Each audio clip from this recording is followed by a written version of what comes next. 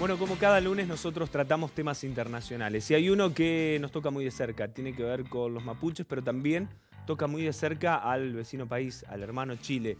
¿Qué medidas está tomando el presidente Boric? Lo vamos a analizar con Juan Pablo Julier, nuestro analista internacional. Hola Juanpi, ¿cómo estás? Buen lunes. ¿Qué tal? Buen día, ¿cómo estás vos?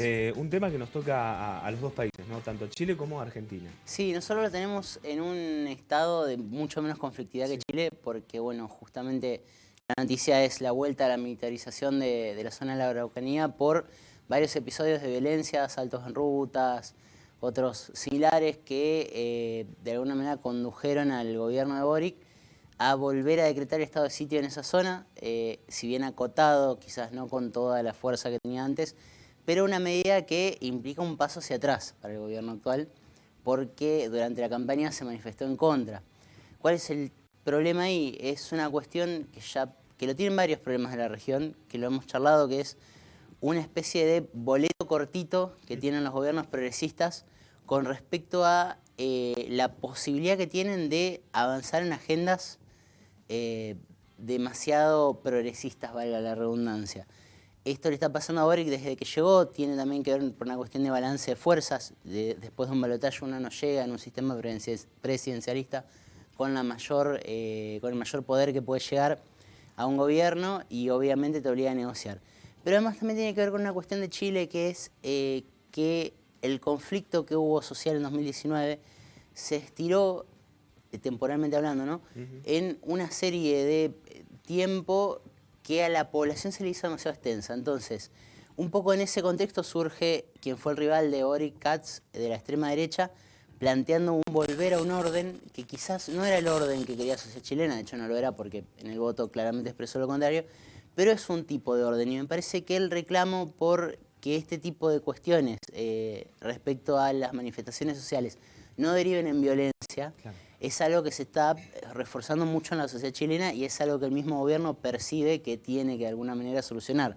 Entonces, por eso un poco esta cuestión de ir hacia atrás en un asunto de agenda que era verdaderamente complejo para el gobierno, porque son focos de conflicto que tiene que apagar, para los cuales tiene pocas herramientas fuera de la militarización y que conmueven mucho a la sociedad chilena y se traduce, por supuesto, en una cuestión de voto y de equilibrio de poderes también a nivel nacional en Chile.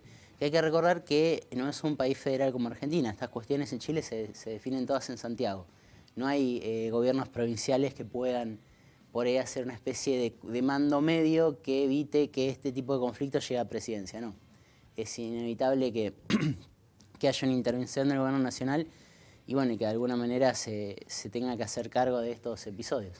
Bueno, recordemos que Chile tiene antecedentes de situaciones muy complejas de haber atravesado justamente por esto. Sí, sin hablar. Bueno, todos recordamos las marchas de Santiago en el 2019, un poco cómo se frenó por el tema del COVID, porque en realidad tampoco es algo que desapareció, sino que la pandemia lo apagó, lo dejó en stand-by, bueno, y ahora vuelve a surgir, quizás no tanto en el centro de Chile, pero sí en las regiones donde están estos conflictos que, bueno, como decías inicialmente, tienen que ver con el reclamo mapuche por las tierras, por cierta autonomía en gobernarse, que lamentablemente, ya sea por una cuestión de cansancio, estirada en el tiempo, se están traduciendo en cuestiones violentas. Bueno, que ese es el problema en realidad. Esto es de Chile hacia adentro. ¿Y esta medida de Boric, cómo se ve hacia afuera? ¿Cómo afectaría a Chile?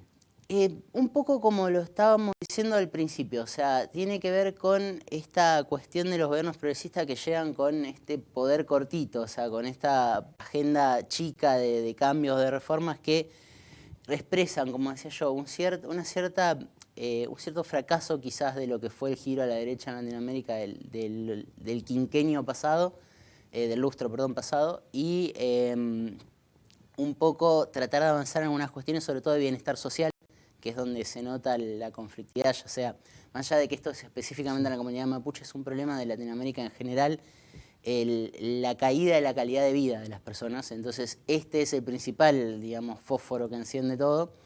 Y estamos todos de alguna manera monitorizando este tipo de episodios porque todo el mundo mira y dice, bueno, eventualmente esto me puede pasar.